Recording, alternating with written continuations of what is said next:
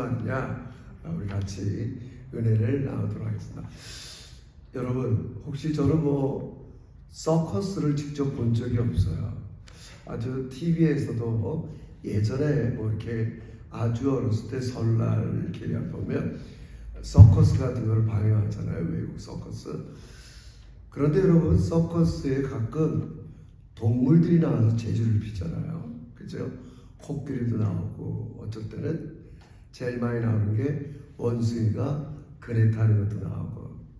근데 여러분, 서커스 동물 중에서 양이 나오는 거 본 적 있어요? 없습니다. 왜 그럴까요? 양은 길들이기가 너무 어렵답니다. 통제가 잘 안 돼요. 성경도 성도인 우리를 양으로 비유하는 이유가 거기에 있는 것 같아요. 그래서 이사야도 무릇 제 길로 가는 걸 좋아한다. 각기 그들이 제 길로 가는. 그러니까 이 시편의 이 다윗은 시니까 여러 가지 이제 묵상을 하다가 자기 같은 성도 하나님의 자녀를 뭘로 비유할까? 양으로 비유한 거예요. 잘 통제되지 않고 고집이 세고 내 방식대로 살아가는 거와 너무 좋은 거예요. 누구의 통제를 받는 걸 싫어해요. 굳이 내가 남의 통제를 받는 것을 원하지 않아요.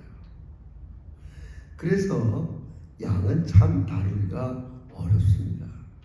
우리 그런 것들을 염두에 두고 우리 계속 하나님께서 여러분과 저를 어떻게 대우해 주시는가 잘 이해하면 좋아요.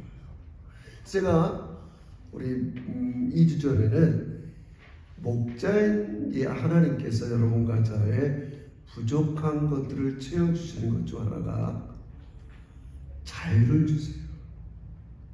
그러니까 우리 양이 억지로 이게 푸른 초장이야, 쉴만한 물가야, 먹어 막 그러지 않아요. 하나님께서 우리를 인도할 때 누우신다는 표현이 있어요. 그러니까 내가 기꺼이 내 의지, 내 생각, 이 모든 것들이 하나님을 동의하는 거예요. 억지로 고삐 잡아서 끌려와서 이게 너한테 좋은 음식이니까 먹어라, 너 이 물을 마셔라, 이렇게 하지 않아요. 하나님은 우리가 고집이 세고 내 방식대로 살기 좋아하는 걸 알아요. 그걸 억지로 꺾어서 너 이렇게 살지 않으면 벌 받아, 이렇게 하잖아. 얘야, 네가 세상에서 즐기던 여러 가지 양식들, 세상 방식, 이런 꼴들이 있는데 그것을 먹는 것과 내가 준비한 것을 먹는 것과 차이를 맛보라고 그래요. 그리고 내가 스스로 선택해요. 그래서 성경은 항상 하나님을 얘기할 때 하나님과 반대되는 카운터 파트너를 이야기해요.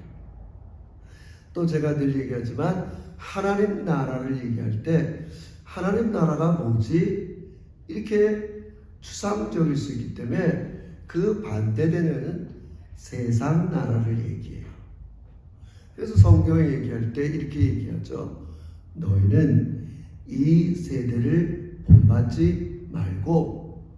그러니까 하나님 나라는 뭔가 크리어하지 않지만 이 세상에 살아가는 방식과는 다르다는 걸 우리 조금씩 알고 있어요.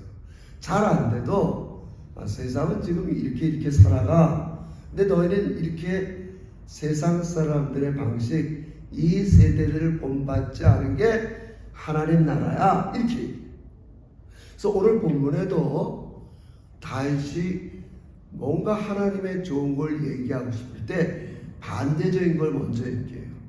그 5절에 뭘 얘기해요? 주께서 원수의 목전이 있다. 늘 자기가 살아가는 세상 속에는 원수들이 둘러싸여 있대요. 그걸 뭐 구체적으로 딱히 뭐라고 지금 성경에 얘기했잖아요. 예수님도 똑같아요. 제자들을 세상에 보낼 때 제자들의 환경을 얘기할 때 뭐라고 그러냐면 내가 너희를 세상에 보냄이 양을 이리 가운데 보낸 것 같다. 여러분 이제 우리 젊은 세대가 레오레이를 학교 보낼 때 뭐 학교에서 무슨 일이 벌어질지 아무도 몰라요. 거기에는 좋은 인품을 갖고 있는 아이들도 있을 것이요. 또 뭐 이렇게 상처를 받은 아이도 있을 것이요. 여러 아이들과 뒤섞여 살면서 걔는 배우는 것도 있고 또 뭐라 할까요? 상처도 받을 수 있죠. 항상 예수님이 우리를 세상에 보낼 때 우린 그거를 잘 인식하지 못해도 내가 너희들을 한 주간 동안 세상에 보내는 게 양을 이리 가운데 보낸 것 같다. 그게 오늘 환경이에요. 그런 뭔가 모르지만 내 주변에 원수들이 둘러싸여 있고 이리 같은 환경이 있는 거죠. 물론 예수님 때는 이렇게 분명해요. 제자들을 보내요. 제자들 가운데 아직도 예수님을 거부하는 유대인들이 있을 거예요. 종교 대제사장들이 있을 거예요. 일반 군중들도 예수님을 부정하는 사람들이 있어요. 그런데 내가 예수님을 따르는 제자들이라고 할 때 그들은 당연히 제자들을 좋아하지 않을 수 있어요. 만약에 우리가 세상에 나가서 기독교에 대해서 부정적인 사고를 갖고 있는 사람들한테 내가 그리스도인입니다, 목사입니다 이렇게 밝히기가 때로는 어려울 수 있는 거죠. 우리 주변에는 이렇게 원수의 목전이 항상 기다리고 있죠. 그래서 이 가장 대표적인 이 원수의 목전을 신약에서는 죄의 지배라고 합니다. 우리가 신앙생활을 좀 잘하려면 용어를 이해해야 돼요. 여러분 나중에 중고등학교 가서 요즘 모르겠네요. 여러분 제가 공부할 때만 해도 산수와 수학의 차이가 뭐냐? 산수는 그냥 캘큘레이터 계산만 하면 돼요. 수학은 이제 문자가 등장을 시켜요. X, A, B, F, X 다양한 문자가 등장해요. 그래서 공부를 좀 이해하고 잘하려면 반드시 용어를 명확히 이해하는 게 굉장히 중요합니다. 로그가 뭔지 루트가 뭔지 이 용어를 정확히 이해하지 않고 공부를 한다는 건 잘하기가 굉장히 어려워요. 나중에 레오레이를 공부시킬 때도 명확하게 그 용어를 잘 이해하게 하는 게 굉장히 중요합니다. 성경에도 마찬가지예요. 성경에 용어가 있어요. 그걸 잘 이해해야지만 우리는 좀 더 하나님을 알아가는 지식들이 명백해질 수 있는 겁니다. 성경에서 원수를 얘기할 때 가장 비슷한 말이 죄의 지배예요. 죄는 여러분들을 자꾸 지배하려고 해요. 늘 죄가 여러분 앞에 도사리고 있어요. 진실입니다. 여러분이 동의하지 않으면 여러분 안에 들어오진 않아요. 자, 바닷가에 가서 배를 탔다 합시다. 물이 많아요. 그러나 정상적인 배 안에는 물이 들어오지 않아요. 내가 학교를 가고 일터를 가고 이 세상을 갈 때 죄의 지배 세력은 내 안에 들어오고 싶어요. 내 영혼에 들어오고 싶어요. 내가 동의하지 않으면 들어올 수가 없어요. 근데 우리는 자동적으로 동의할 때가 많아요. 왜 그러냐면 내가 오랫동안 죄가 얘기하는 삶의 방식과 굉장히 익숙했기 때문에 우리 그걸 뭐라 그래요? 내가 나의 삶의 주인이 되어서 사는 거예요. 이건 예수 믿는 사람이나 안 믿는 사람과 공이 가장 기본적인 태도예요. 내가 내 삶의 주인이 되어서 내 삶의 방식대로 살아가는 것. 그래서 다윗은 이런 인간들을 양으로 비유했다고 했어요. 고집이 세고 내 방식대로 가고 도무지 통제가 안 되고. 아까 제가 얘기했지만 여러분 스포츠 팀들이 응원할 때 양을 트레이드 마크하는 있어요? 저는 운동 경기를 꽤 좋아하는 편인데 여기도 왈라비라고 그러죠. 뭐 또 뭐라 그러죠. 절대 양을 응원 구호로 쓰는 팀들이 없어요. 양을 자기 팀의 로고 쓰는 팀이 없어요. 양은 그렇게 대단하지 않아요. 자기 방식만 주장하고 자기 고집만 피우고. 근데 우리 안에 우리 주변에는 우리 멋대로 살고 싶어하는 내 삶의 방식을 계속 유혹하는 여기 나온 대로 사단의 세력, 죄의 세력, 오늘 본문으로 얘기하면 원수의 목전이 있는 거예요. 항상 원수는 호시탐탐 내 주변에 돌아다니고 있어요. 어떻게 할까요? 얘야, 너의 삶의 방식대로 살아. 하나님이 원하는 삶의 방식이 뭐가 그렇게 중요하겠어? 네가 세상의 주인이야. 네 방식대로 사는 게 네가 가장 행복한 길이야. 이런 삶으로 우리를 유혹을 할 수도 있죠. 그러면서 내 삶의 방식으로 살면 이제 반드시 그리스도인들은 결과를 맛보게 됩니다. 그 두 가지 하나가 뭐냐면 내가 스스로 내 삶의 방식으로 살았던 여러 가지 결과들이 내 삶을 훼손하기 시작해요. 그걸 성경적인 용어로 죄의 싹은 사망이다 이렇게 얘기해요.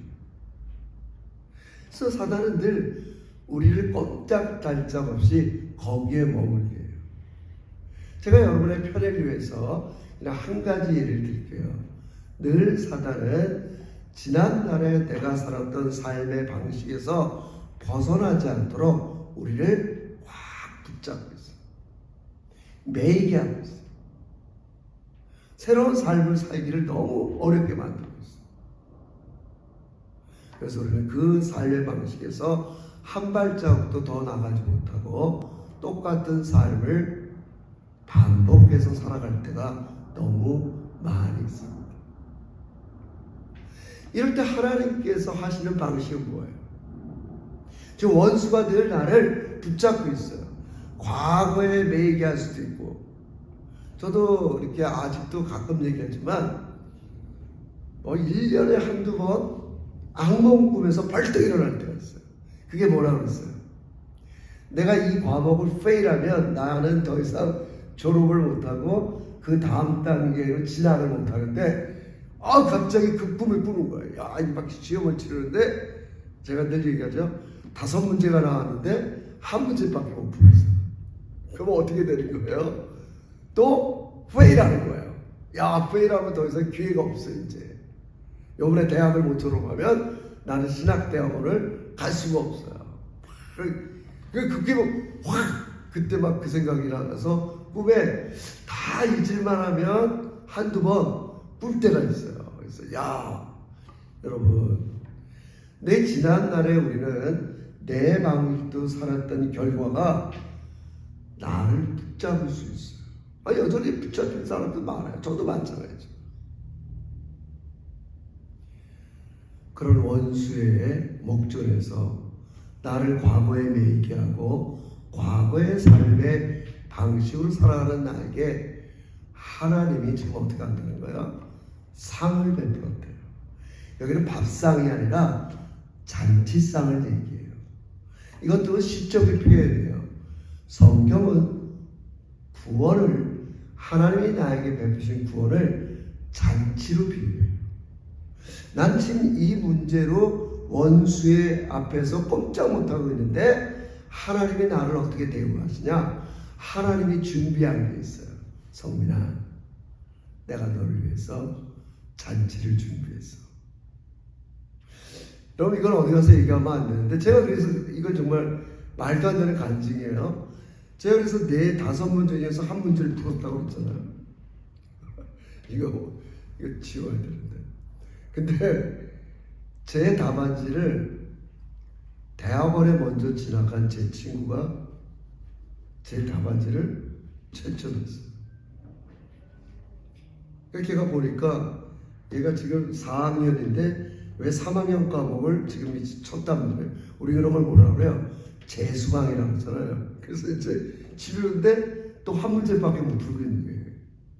그 과목이 이제 유체역학이라는 아주 힘든 과목인데, 근데 내 친구가 이거를 답을 써갖고 패스를 시켜줬어요. 정말 말이 안 되는 거죠.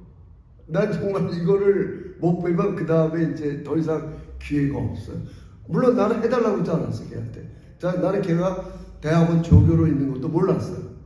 근데 나중에 훗날 만났어요. 걔가 웃으면서. 그 카이스트에 있는 친구인데, 야, 너 옛날에 내가 너 네 답안지 채점 매겨갖고 점수 올려준 거 너 모르겠어.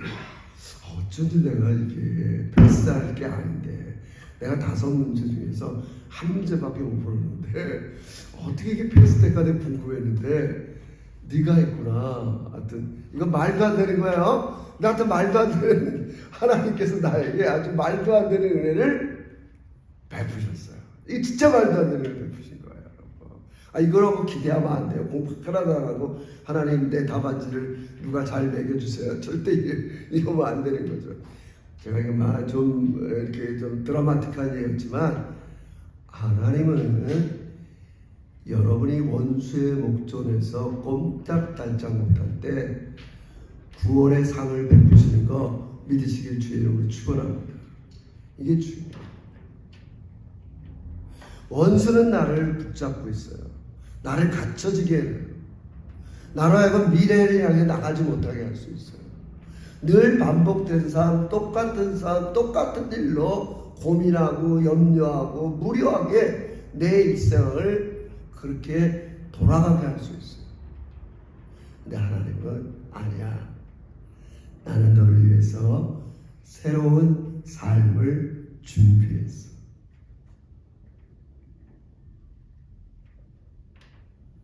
나의 지난날에 얽매였던 과거와 여러 가지 습관에서 벗어나게 하기 위해서 준비한 게 뭐겠어?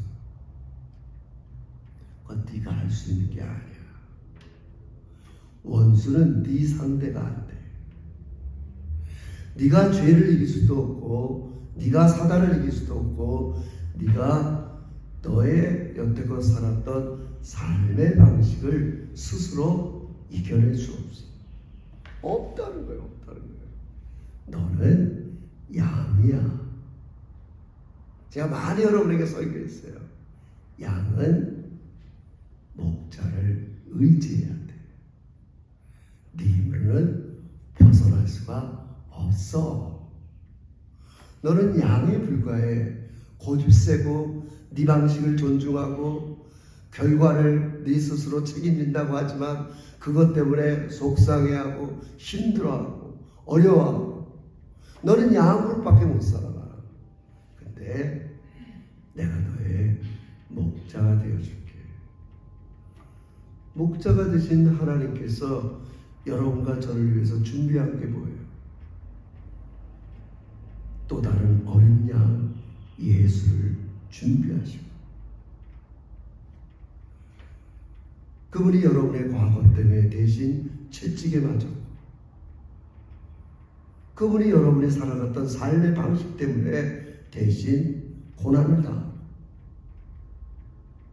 내 지난날 누구도 교정할 수 없어요. 우리 시간을 되돌려서 그 시간에 가서 내 삶을 그 누구도 바꿔놓을 수 없어요. 오직 예수님만이 그 사건에 가서 예수님이 그 자리에서 너 그 사건 때문에 힘들어하니? 그 결정 때문에 고민하고 있니? 그 사건을 우리와 함께 가서 그 문제에 내가 책임져 줄게. 내가 대신 너의 짐을 짓게. 그게 십자가의 복음인 걸 믿으시길 주의 이름으로 축원합니다. 이걸 제가 그림으로 한번 그려보겠어요. 여러분, 잘 아는 베드로가 있습니다. 베드로는 3년 동안 예수님을 쫓아다니고 정말 다른 사람은 다 예수님을 부인하더라도 나는 부인하지 않겠다고 했어요. 근데 베드로는 예수님을 3번 부인했어요. 수탉이 올 때 계집종 앞에서 3번 부인한 게 생각이 났어요. 시간이 좀 지났어요. 예수님이 부활했어요. 자, 예수님을 배반하고 예수님을 부인한 이 베드로의 앞에 뭐가 벌어지고 있어요? 우리 예수님께서 물고기를 굽고 떡을 준비하셔서 고기잡이에 시달렸던 이 베드로에게 잔치상을 준비하고 있어요. 베드로야, 와라, 먹어라. 우리 그 사건으로 돌아가자. 내가 용서한다.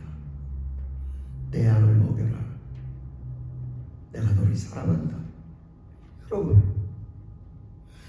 항상 여러분은 이 그림을 상상하시기를 주의 이름으로 축원합니다.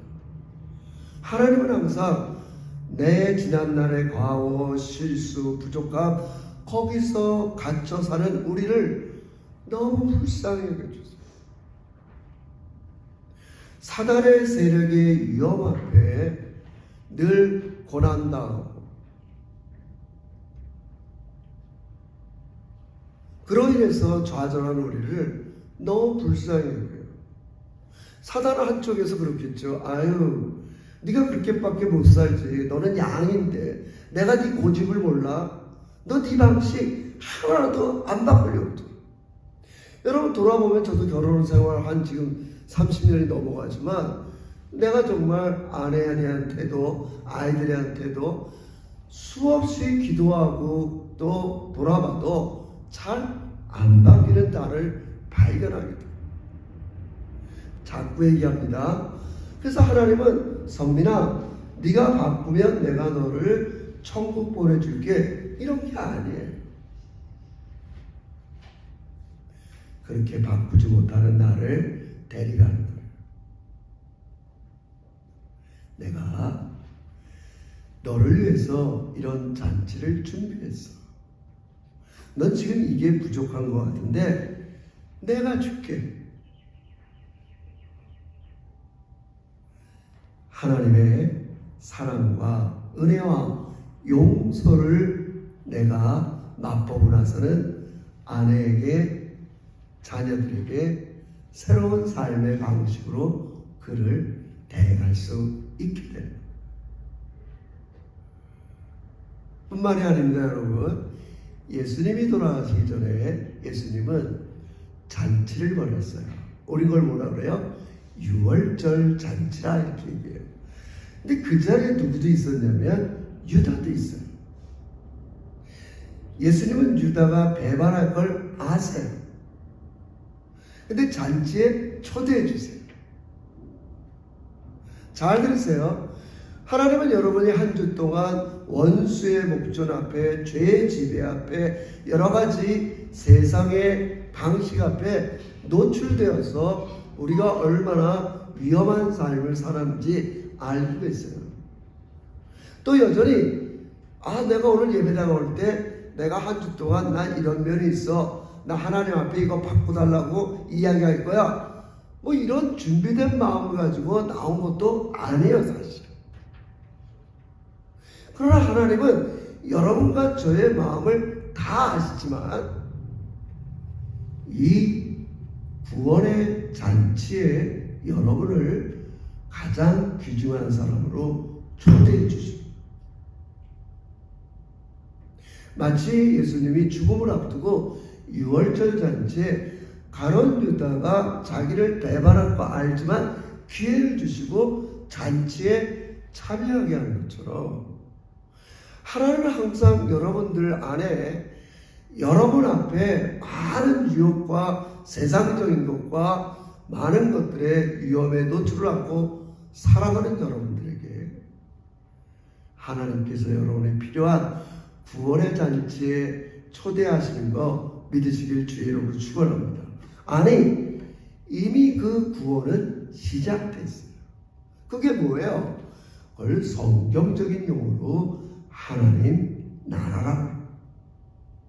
하나님이 주인이 되어서 여러분들을 돌봐주시는 나라예요. 자꾸 얘기합니다. 하나님 나라를 이해 못하니까 성경은 반대적으로 카운터파트너를 얘기해요.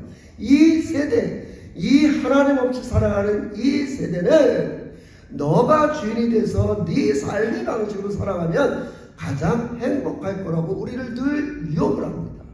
저도 그 유혹에 빠집니다. 그래서 다른 사람의 권면과 때로는 부모의 권면도 받아들이지 않고 다 모든 사람은 각자 자기의 방식으로 우리는 다 양 같아서 각기 제 길로 갔거늘. 또 다른 양이신 우리 예수님께서 나의 실수와 부족함의 결과를 대신 져주시는 거예요. 이게 복음인 걸 믿으시길 주의 이름으로 축원합니다. 여러분의 매주의 문제를 어디서 해결할 거예요? 그게 누적됐다 합시다. 누적됐다 합시다. 내가 지난날 해결하지 않은 나의 과거가 누적되어서 저처럼 때로는 꿈에 나타나고 몇십 년 만에 한 번이지만 화들짝 놀래고 왜 그랬을까? 하나님께서는 우리 주 예수 그리스도께서는 성령님과 함께 여러분들의 지난날의 과거 속으로 들어가서 그 짐을 대신 져주는 거 믿으시길 주의 이름으로 축원합니다. 할렐루야. 그래서 우리가 새 출발을 할 수 있습니다. 다윗도 마찬가지죠. 다윗에서 치명적인 범죄가 뭐예요? 우리아의 아내 바세바를 가늠한 거죠. 여러분, 우리아 이스라엘 사람이 아닙니다. 지금 얘기하면 용병입니다. 다윗이 너무 좋아서 다윗을 쫓았던 사람이에요. 이스라엘 사람이 아니에요. 그런 용맹한 장수의 아내를 그런 범한 많았어요. 그것만 갖고 있으면 다윗은 일생 과거에 묻힌 사람이 되었을 거예요. 근데 하나님께서 찾아오시죠. 구원의 잔치상, 용서의 잔치상을 배설해 주셨어요. 다윗아, 네가 뭐가 부족해서 그랬니? 혹이라도 내가 달라고 그러면 안 주겠니? 왜 네 방식으로 그렇게 네 욕망을 채우니? 용서의 잔치를 버리시는 거예요. 하나님. 그래서 여러분 나중에 시편 51편을 보세요. 참회의 시, 가장 위대한 시. 이 세상에서 나만큼 행복한 사람이 있으면 나오바라고 해요. 나의 지난날의 과거를 우리 하나님께서 우슬처럼 정금처럼 흰눈처럼 양털처럼 깨끗이 나의 지난날을 지워버리고 나를 하나님 백성으로 새롭게 살게, 하나님의 나라의 백성으로 하나님이 주가 되셔서 우리를 보호하시고 우리에게 예비하신 새하늘과 새 땅을 하나님께서 준비한 삶으로 초대하십니다. 이걸 벗어나기가 참 어려워요. 그러니까 우리 그 싸움이죠. 이 세상이 살라고 하는 삶의 방식과 하나님이 주인이 되어서 하나님께서 행하시는 이 하나님 나라를 내가 선물로 받을 것이냐, 우리는 이 싸움에서 항상 노출되어 있는 거죠. 사랑하는 성도 여러분, 우리는 이 시점에서 자그마한 결단이 필요해요. 양은 양입니다. 양은 목자가 아닙니다. 내가 내 삶에 목자 노릇하는 걸 내려놓고 양으로 살아가는 여러분과 제가 되시기를 주의 이름으로 축원합니다. 내가 목자가 아닙니다. 하나님은 나의 목자가 되어서 우리의 부족함을 채워주세요. 그것을 오늘 시편 5절에서는 잔치상을 베풀어 주신다. 잔치상을 베풀어 주신다. 아, 저 예수 믿은 지 오래됐는데 뭐가 잔치예요? 자꾸 우리가 세상의 관점에서 하나님 나라를 이해해서 하나님의 눈에는 뭐가 잔치예요?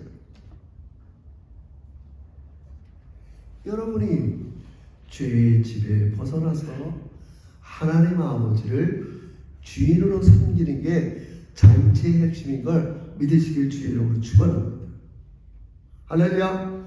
자꾸 나는 양으로서 목자이신 하나님을 나의 삶에 주로 섬기면서 거기에 잔치가 일어나는 겁니다. 내가 주인이 돼서 내 삶의 방식대로 살아가면 잠시는 기쁠 것 같지만 시간이 지날수록 죄가, 사단이, 원수가 나를 지배하고 있다는 걸 깨닫게 됩니다. 제가 자꾸 얘기합니다. 인간에게 가장 필요한 건 자유예요. 근데 어느덧 내가 자유롭지 못한 나를 발견하게 되는 거예요. 나를 지금 매이게 하는 게 있어요. 나를 지배하고 있는 게 있다. 하나님은 여기로부터 여러분을 벗어나게, 그리고 진정한 자유를 가지고 양이지만 목자이신 하나님을 섬기는 여러분과 제가 되시기를 주의 이름으로 축원합니다. 그래서 하나님께서 다윗이 고백하는 거예요. 항상 내가 뭔가 원수 앞에서 부들부들 떨고 있고 상처받고 있는데 하나님은 그 앞에서 상을 베풀니다. 베드로에게는 내가 너를 사랑한다 3번이나 네가 나를 부인했지만 나는 너 사랑의 잔치상을 베풀어 주시고, 다윗에게는 용서의 잔치상을 베풀어 주시고. 그럼 바울은 어떻습니까? 바울은 요즘 얘기하면 근본주의자, 자기 신념에 꽉 찬 사람이에요. 오늘도 많은 사람이 그리스도의 복음보다는 자기 신념이 강한 사람들이 너무 많아요. 저도 한때 그랬어요. 그런데 내 신념을 가지고 성경을 해석하지 성경이 내 신념을 해석하지 않았어요. 어떤 사람은 좌파다, 어떤 사람은 우파다, 어떤 사람은 뭐다. 이 신념을 가지고 성경을 보는 게 아닙니다. 바울은 자기 신념에 따라서 예수를 믿는 사람을 죽였어요. 예수는 그리스도가 아니야. 그 퍼셉션, 인식이 확 바뀌게 보여요. 다메섹 도상으로 가더니 자기가 핍박했던 예수가 부활해서 자기를 만나는 거예요. 여러분, 이 역사가 일어나야 됩니다. 거기서 자기 신념이 다 깨졌어요. 야, 예수가 진짜 하나님 나라를 가지고 오십니다. 예수가 나의 짐을 다 지셨구나. 사망의 짐, 율법의 짐, 죄의 짐, 인간의 모든 공경으로부터 벗어나고자 하는 노력, 그건 다 부인이야. 예수 믿어야 되겠구나. 예수를 믿고 내가 하나님 나라의 통치를 받아야겠구나. 바뀐 거예요. 하나님은 이런 살인자 바울에게 잔치상을 준비하고 있다. 여러분, 이 시편 23편은 개인의 시예요. 여호와는 우리의 목자라는 말을 쓰지 않아요. 여호와는 나의 목자예요. 여호와는 우리 엄마 아빠의 목자가 아니에요. 여호와는 진짜 나에 대해서 자유를 주시고 나의 필요를 아시고 나를 위해서 새하늘과 새 땅 천국을 준비하신 진짜 나의 주님이 되신. 그러니까 이 다윗은 마지막에 25절 하반절에서 내 잔이 넘치나이다라고 고백할 수밖에 없어요. 왜요? 저도 그래요. 나는 이런 잔치에 참여할 자격이 없어요. 여러분 어떻게 보면 우리가 이렇게 예배에 나올 수 있는 자격이 없는 거예요. 아까 예를 든 것처럼 유다 예수님을 팔려는 그 마음에 드글드글한 이 사람 예수님이 준비한 잔치에 들어올 자격이 없어요. 근데 예수님은 알아보셔서 들어와라. 기회를 주시는 거예요. 돌아서 기회를 주시고. 사랑하는 성도 여러분, 우리 하나님은 여러분을 너무 귀히 여기십니다. 세상은 내가 조금만 잘못하면 나를 무시합니다. 나를 인간이고 취급합니다. 그렇게 못하냐고 멸시할 수 있습니다. 그러나 한편으로 하나님은 잔치상을 베풀면서 내가 너의 이런 연약함과 실수와 부족을 위해서 내 아들을 준비했단다. 할렐루야! 이게 복음이에요. 세상은 나를 위해서 아무것도 준비하지 않고 내가 조금만 실수하면 나를 정죄할 수 있어요. 너는 그렇게밖에 못 사냐고 나를 판단할 수 있어요. 근데 그 반대편에는 잔치상을 버려놓고 하나님이 준비한 잔치상. 네가 그렇게 된 건 네가 이전이 부족해서 그래. 네 실수 예수님이 대신 갚아줄게. 그 실수를 한 너의 무거운 짐, 지난날의 과오, 평판 예수님이 짊어질게. 이게 복음이에요. 복음이라고. 예수님이 지난날에 여러분의 모든 짐을 져주고 아니 한 주간에 내 방식대로 살았던 것들을 오늘도 여러분은 이 예배의 잔치에 와서 나는 너희를 정죄하지 않아. 이제 다시 예수님의 방식대로 살아야 너희가 정말 진정한 구원을 맛보는 것을 나는 너희들이 깨닫기를 원하고 내가 너에게 주신 자유를 가지고 선택하기를 하나님은 원하시고 그래서 우리는 자유롭게 willingness 기꺼이 내 의지와 느낌과 감정을 가지고 하나님을 목자로 선택하시기를 주의 이름으로 축원합니다. 그렇게 하는 거예요. 아 그렇구나 하나님. 너무 좋은 거예요 여러분. 그래서 다윗은 마지막에 마무리하는 거예요. 내 잔이 넘치나이다. 나는 이렇게 하나님의 구원의 잔치, 용서의 잔치, 사랑의 잔치, 천국의 잔치, 예배 나올 수 있는 자격이 없어요. 초대받을 수 있는 자격이 없다. 근데 하나님께서 여러분을 초대해 주시고 너무 기쁜 거예요.